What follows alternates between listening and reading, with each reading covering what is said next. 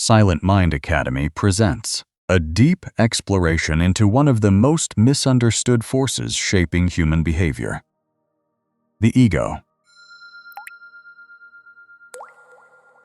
To ask, the psychology of ego, who is really running your life, is to begin questioning the invisible narrator inside your mind. The one that speaks before you act, reacts before you think, and often decides your emotions before you are even aware of them. The ego is not a physical entity, yet it feels like one.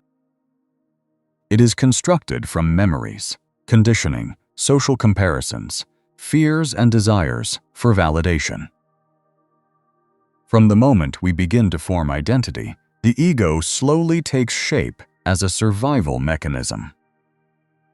It helps us navigate society by building a sense of I and me, but over time, what was meant to serve us often begins to control us.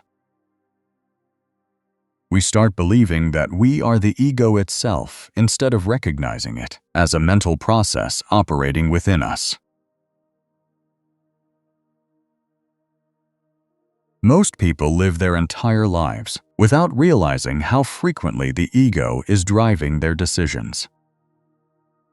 It influences what we choose to say in conversations, how we respond to criticism, what we pursue in life, and even what we fear.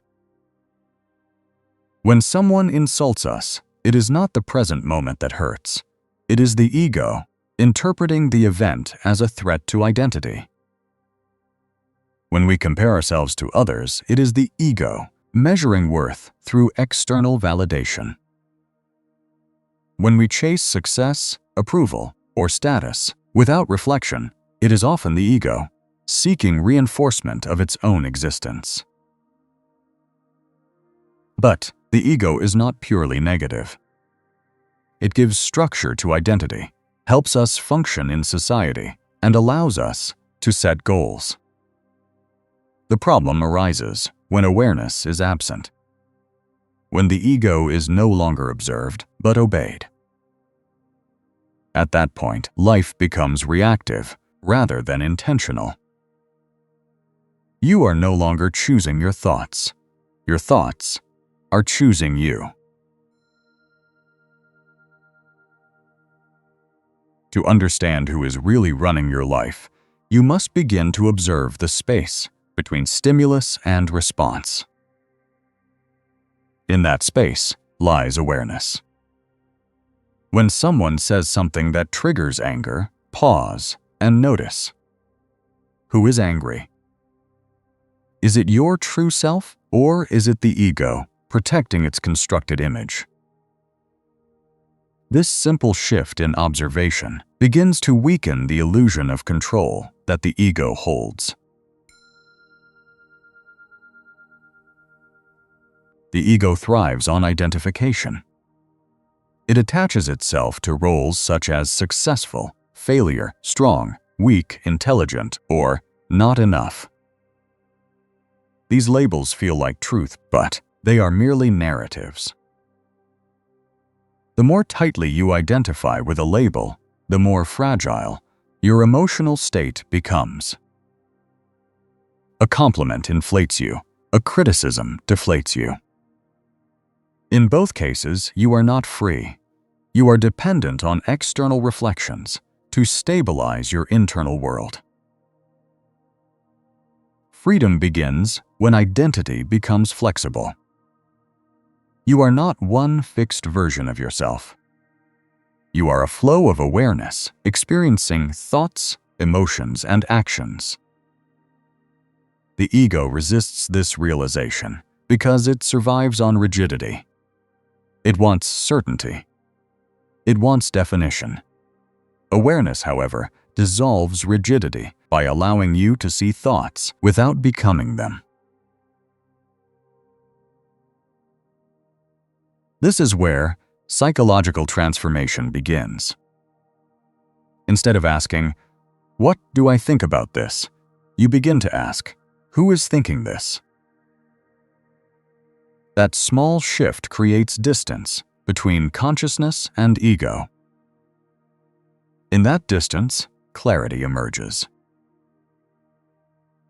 Many ancient traditions and modern psychological frameworks point toward the same insight. Suffering increases when identification with thought increases. The ego constructs stories about the past and projections about the future, rarely staying grounded in the present. It replays regrets and anticipates fears, creating emotional tension that feels real but is largely mental simulation. When you begin to observe these patterns, without attachment, something subtle changes.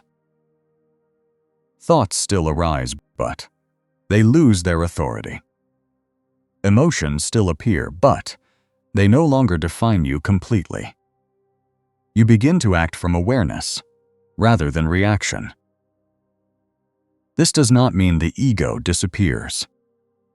It means it becomes a tool rather than a master. In daily life, ego-driven behavior is easy to recognize once awareness develops.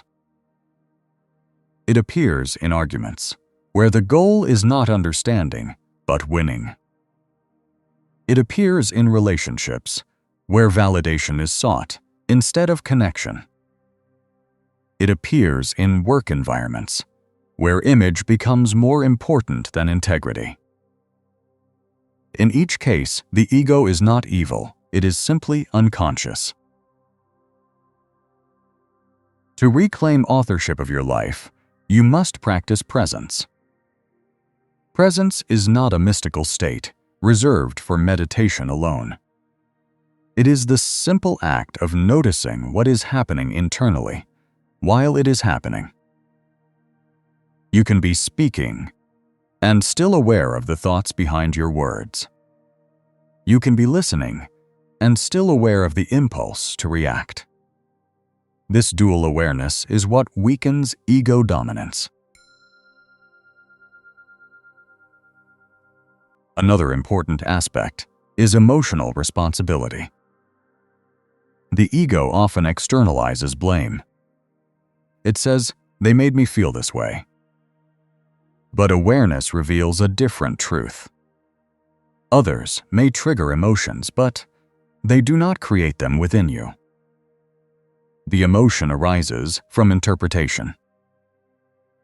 Once this is understood, personal power increases significantly. You are no longer a victim of circumstance, but an observer capable of response. Growth requires discomfort because the ego resists change. It prefers familiar patterns, even when they cause suffering. This is why people often repeat the same mistakes in different forms. The ego prioritizes identity consistency over evolution. Awareness, however, prioritizes truth over comfort. As you continue to observe the ego, you may notice a paradox. The more you try to destroy it, the stronger it resists. This is because resistance is also ego-driven. The more effective approach is not war, but understanding. You do not eliminate the ego, you disidentify from it. You see it as a part of the mind, not the totality of who you are. In time, this shift leads to a quieter mind. Not a silent absence of thought, but a reduction in compulsive identification. Life becomes less about defending an image and more about experiencing reality directly.